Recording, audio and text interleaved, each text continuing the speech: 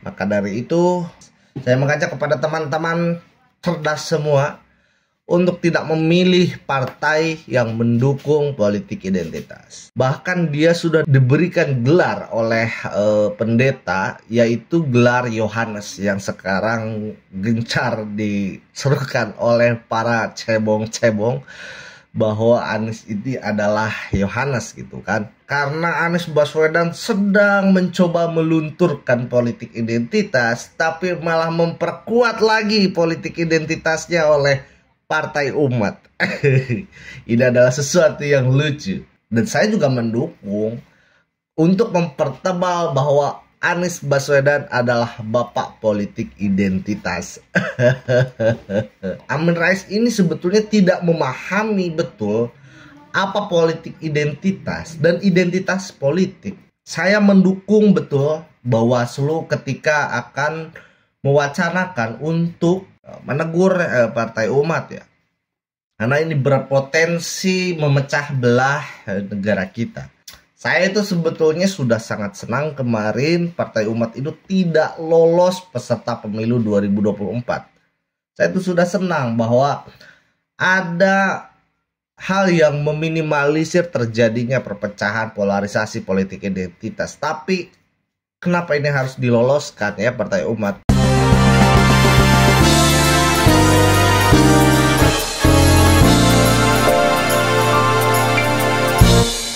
Halo, assalamualaikum warahmatullahi wabarakatuh. Selamat datang kembali di YouTube dan selamat datang kembali di channel catatan isu, tempat di mana saya mencatat dan berperspektif terhadap sebuah isu.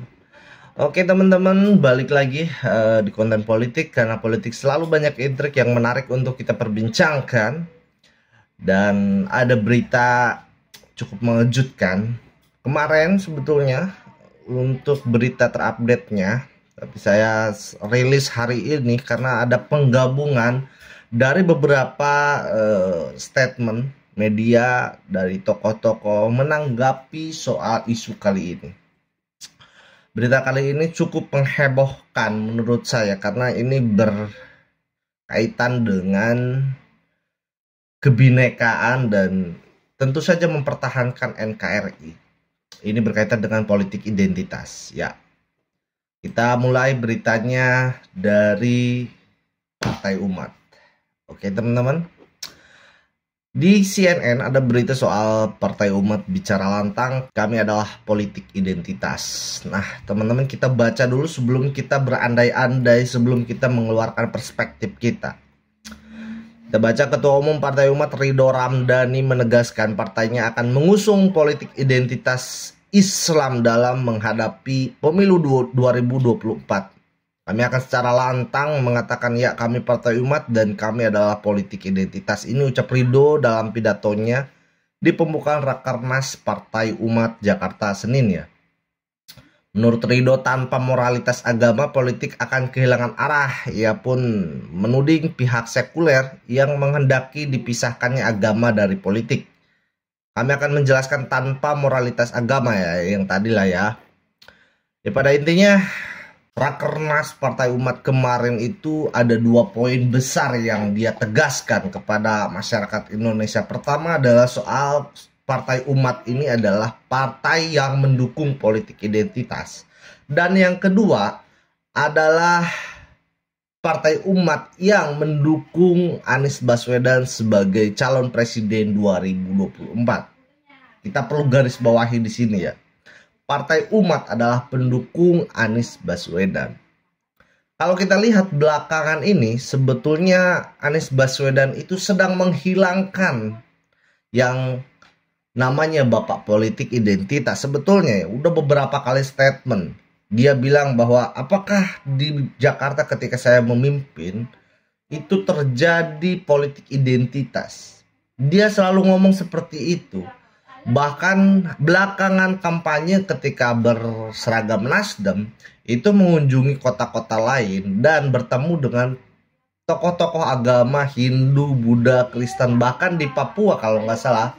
Di timur itu dia statement Bahkan dia sudah diberikan gelar oleh pendeta, yaitu gelar Yohanes, yang sekarang gencar diserukan oleh para cebong-cebong bahwa Anies ini adalah Yohanes gitu kan. Nah, masalah baru muncul ketika Partai Umat ini mendukung Anies Baswedan karena Anies Baswedan sedang mencoba melunturkan politik identitas, tapi malah memperkuat lagi politik identitasnya oleh Partai Umat. Ini adalah sesuatu yang lucu.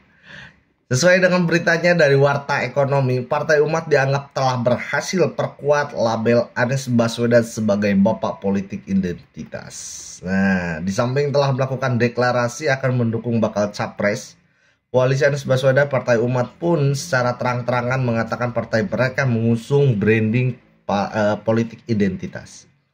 Menanggapi keberanian partai besutan Amin Rais ini, pegiat media sosial Denny Siregar mengatakan langkah yang diambil oleh Partai Umat disebut sebagai diferensiasi yang berarti memanfaatkan celah untuk membedakan dirinya dengan partai lain. Jadi menurut Denny Siregar, jadi langkah yang dilakukan Partai Umat adalah langkah yang sukses, adalah langkah yang bagus karena dengan langkah seperti ini akan menunjukkan bahwa Partai Umat ini berbeda dengan partai-partai lain. Akan menjadi sesuatu yang diingat oleh masyarakat ketika Partai Umat menyatakan deklarasi politik identitas. Walaupun memang pendukung politik identitas ini tidak banyak. Di Indonesia ini tidak banyak. Tapi dengan hari ini suara yang dimiliki oleh Partai Umat sebagai partai yang baru ini masih sedikit. Sehingga perlu ada identitas yang melekat kepada Partai Umat. Dan langkah yang dilakukan oleh Partai Umat untuk melekatkan politik identitas kepada Partai Umat ini dirasa oleh Denny Siregar sangat bagus langkahnya.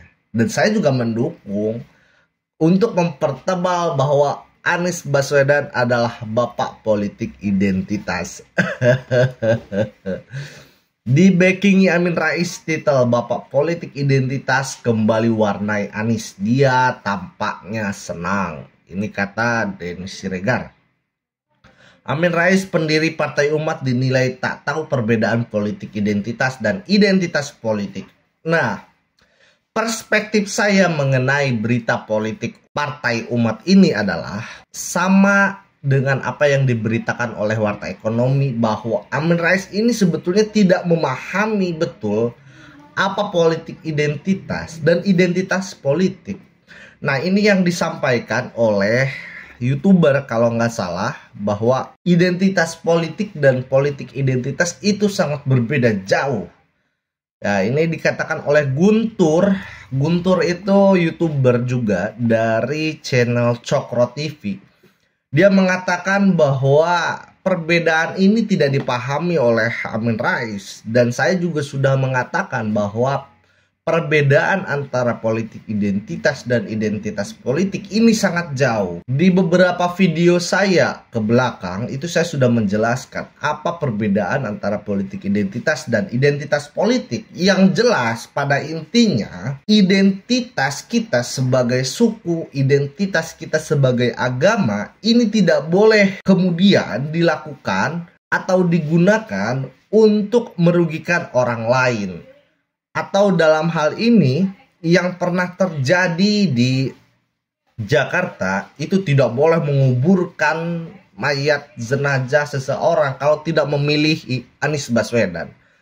Terus juga banyak hal yang terjadi. Nah, identitas politik seperti ini, nah kejadian-kejadian seperti ini mengatasnamakan identitas yang disebut politik identitas. Yang terjadi polarisasi akhirnya itu adalah politik identitas. Nah, itu yang tidak diinginkan oleh saya sebetulnya. Terjadi polarisasi yang sangat hebat, sangat kuat, sehingga ada konflik di daerah, di lapangan, sehingga ini yang memicu perpecahan di negara kita. Lalu selanjutnya, ini Bawaslu akan tegur Partai Umat soal politik identitas. Saya mendukung betul Bawaslu ketika akan mewacanakan untuk menegur Partai Umat ya. Karena ini berpotensi memecah belah negara kita. Kami akan mengingatkan Partai Umat untuk tidak melakukan hal demikian. Masjid adalah tempat bersama umat Islam yang pilihan politik bukan hanya Partai Umat. Betul. Betul sekali. Kalau seperti itu akan terjadi pertentangan sosial dan harus hati-hati teman-teman. Partai Umat itu akan menaikkan eskalasi pertarungan di tingkat akar rumput, itu yang paling berbahaya. Nah, itu yang saya katakan konflik di lapangan. Ini di akar rumput akan berbahaya. Lebih lanjut, ketika ditanya awak media soal apakah pihaknya akan menindak Partai Umat soal akan mengusung politik identitas Islam, bakal ditindak. Oh ya pasti. Saya mendukung. Oke. Nah, ini yang terakhir, jika ngotot pakai politik identitas sebagai alat kampanye, Partai Umat buatan Amin Rais bisa dibubarkan.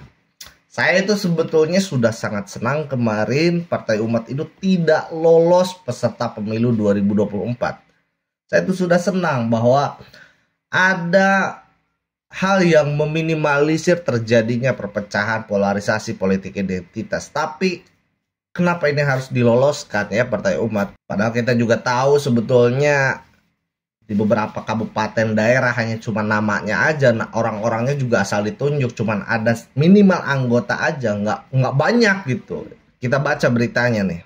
Ini Muhammad Guntur Romli pun menyoroti pengakuan tersebut. Mau memaksakan politik identitas dan masjid sebagai kegiatan politik praktis, Partai Umat bisa dibubarkan.